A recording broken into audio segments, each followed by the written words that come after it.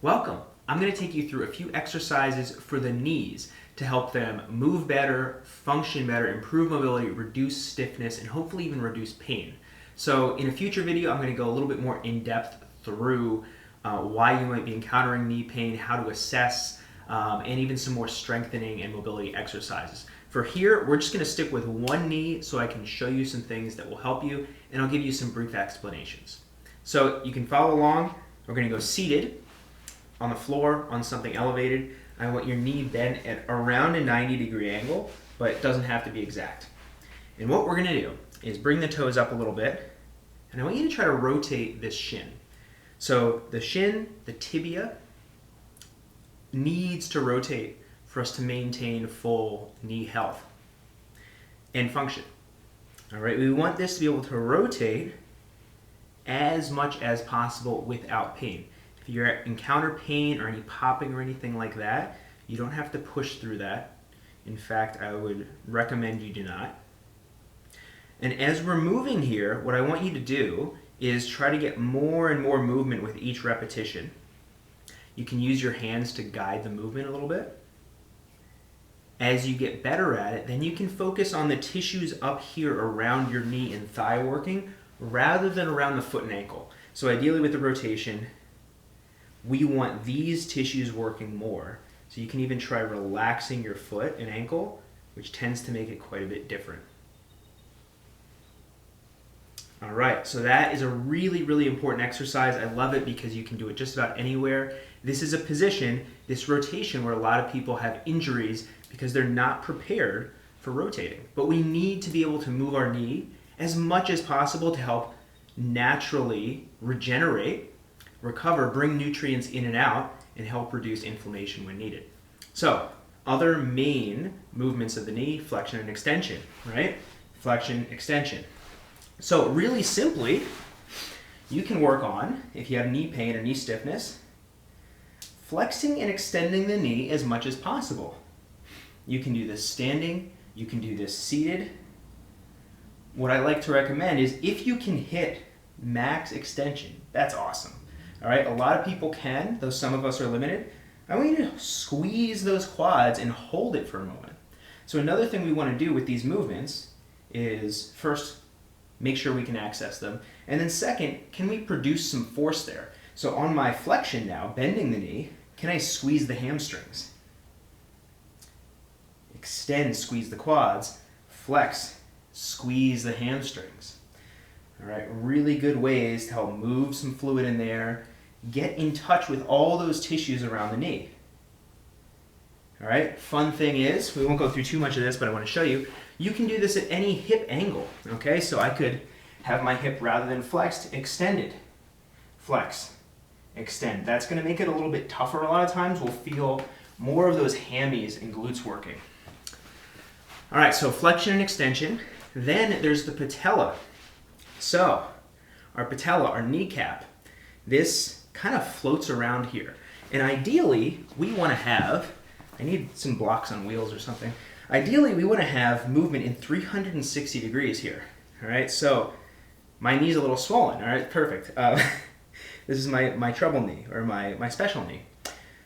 We want to be able to push our patella, I'm using my thumbs here, in all directions. All right, yours might be a little more defined than mine because maybe it hasn't been smashed up as much. So you need to relax your leg. Your quad needs to relax a little bit. This is a position that works well for me. Then I like to kind of cradle it with my hands, and I'll gently push with my thumbs. All right, see how it glides there? Hopefully you can see. Then I'm going to push up and down. So if this is like a clock around here, we want to push to all the numbers. Up and down, gliding. For some people, they just really do not like this. But patella mobility is very, very important for knee health. Again, as much as we can move all the stuff around our joint, we want to do that to keep it healthy. Now you can try diagonal, hit that diag. All right, you can move diagonally.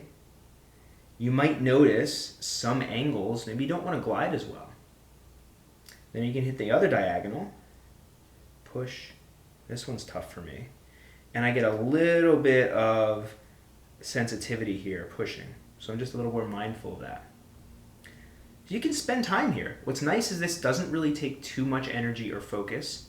You can even try to like grab your patella and pull it around in a big circle.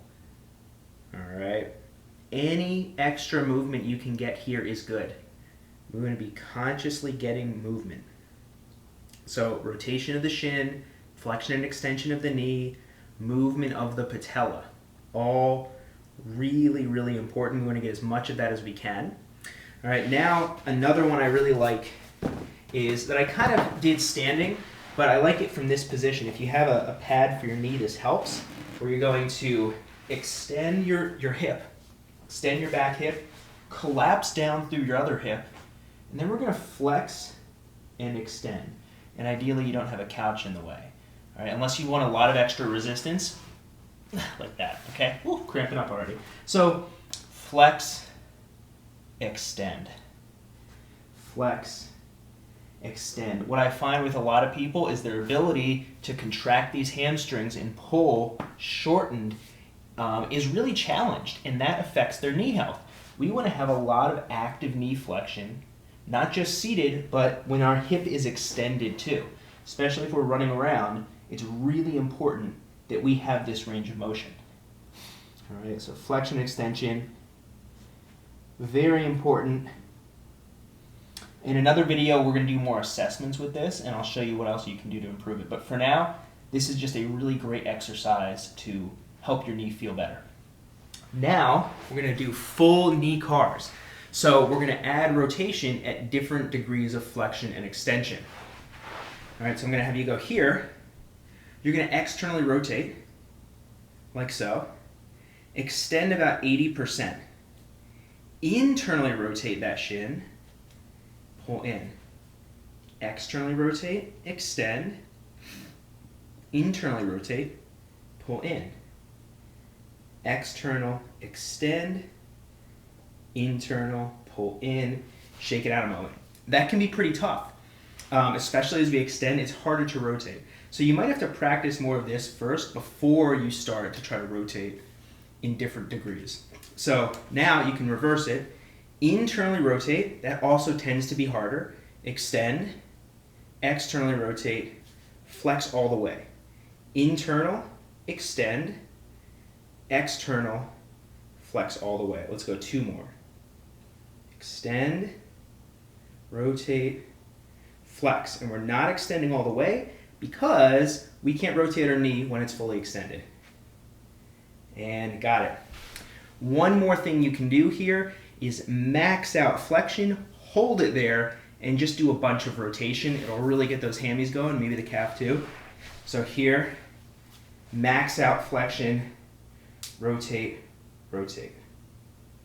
Like so. And you can try and do it with a relaxed foot and ankle, maxing out that flexion. Then you can try extension, hold it there and rotate. Can be a little bit tough. Another thing you can do, kind of like we did in the beginning, is here. Okay, so that rotation, if you want a little bit more support, you can do it here. You can do it here. You can do it here. All right, hopefully this gave you some good ideas. The goal is, at every position you can imagine, get rotation, get flexion, extension, get all of this patellar movement. All right, the only thing there is the patella. That's only going to really move if you can extend your leg and relax it. All right, hope this helped. Get these in whenever possible, as much as you can, as long as they don't hurt.